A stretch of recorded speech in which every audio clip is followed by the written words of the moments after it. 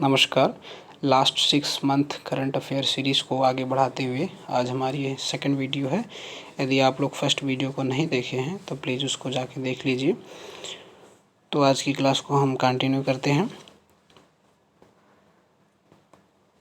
परिसीमन आयोग द्वारा जम्मू और कश्मीर के लिए परिसीमन आदेश को अंतिम रूप।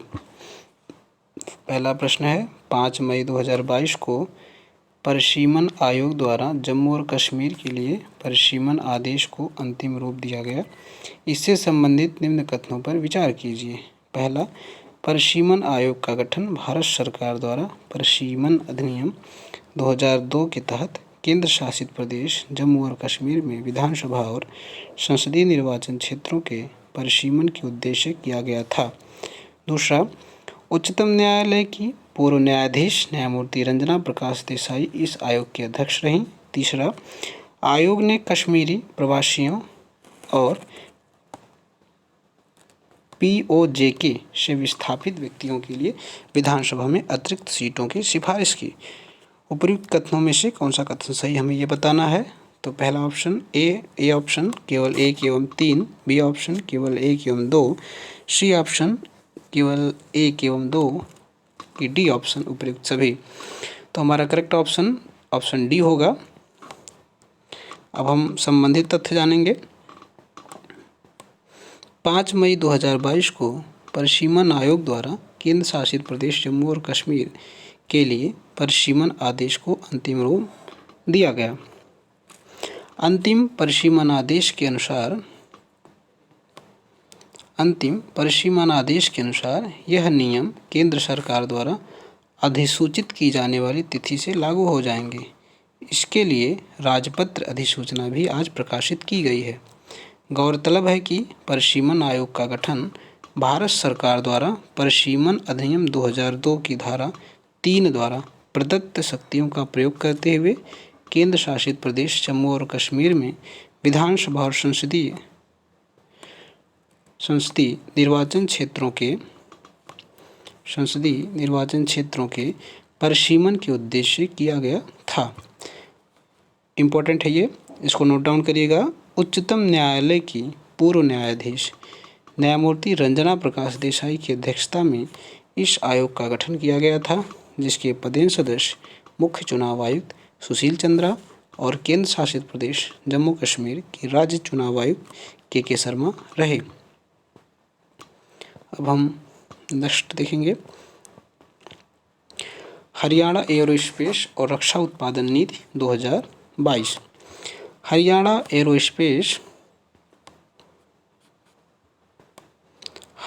एरोस्पेस और रक्षा उत्पादन नीति 2022 के संबंध में विकल्प में कौन सा तथ्य सही नहीं है। ए, 6 मई 2022 को हरियाणा मंत्रिमंडल ने इस नीति को मंजूरी प्रदान की। बी, इस नीति का उद्देश्य आगामी 5 वर्षों में 1 बिलियन अमेरिकी डॉलर का निवेश आकर्षित करना तथा लगभग 25,000 लोगों के लिए रोजगार का अवसर सृजित करना है। सी, नीति में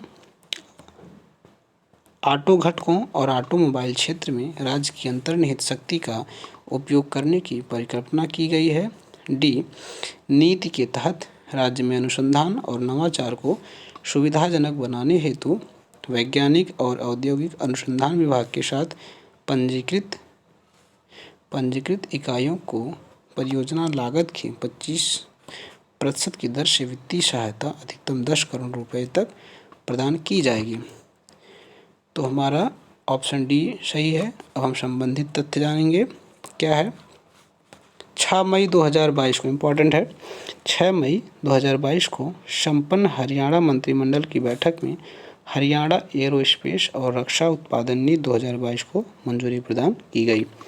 इस नीति का उद्देश्य आगामी 5 वर्षों में 1 बिलियन अमेरिकी डॉलर का निवेश आकर्षित करना तथा लगभग 25,000 लोगों के लिए रोजगार के अवसर सृजित करना और हरियाणा को देश के अग्रणी एरोस्पेस एवं रक्षा विनिर्माण केंद्र के रूप में स्थापित करना है। अब हम नेक्स्ट क्वेश्चन पे चलेंगे। यूरोपीय आयोग के अध्यक्ष की भारत यात्रा। 24 से 25 अप्रैल 2022 के मध्य यूरोपीय आयोग के अध्यक्ष भारत की आधिकारिक यात्रा पर रहीं। वर्तमान में कौन यूरोपीय आयोग के अध्यक्ष हैं? A. Ursula von der, B. Steven Lane, C. Kristalina Georgieva की डी. Margaret Chan. तो हमारा ऑप्शन ए करेक्ट है। अब हम संबंधित तथ्य जानेंगे। 24 से 25 अप्रैल 2022 के मध्य यूरोपीय आयोग के अध्यक्ष Ursula von der Leyen Bharat की आधिकारिक यात्रा पर रही।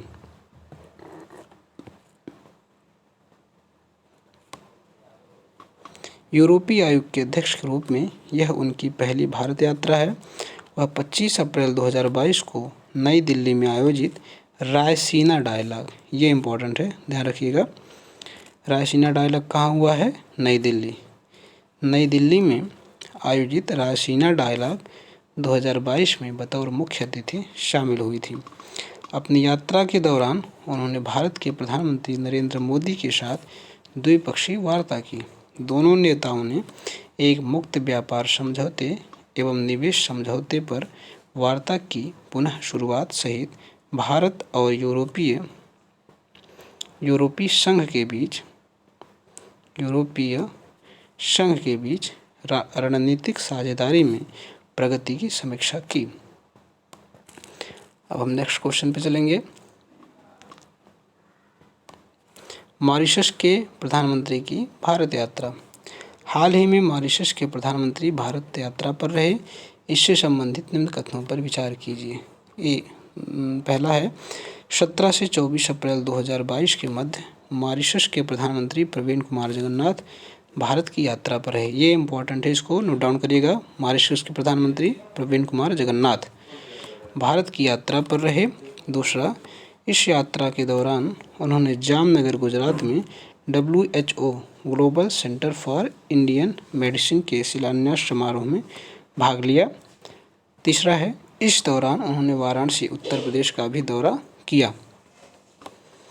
उपयुक्त कथनों में से कौन सा कथन सही है, ये हमें बताना है। ए 1 एवं 2, बी केवल 1 एवं 3, सी केवल 2 एवं 3 या डी उपयुक्त सभी। तो हमारा करेक्ट ऑप्शन डी होगा। अब हम संबंधित तथ्य जानेंगे क्या है।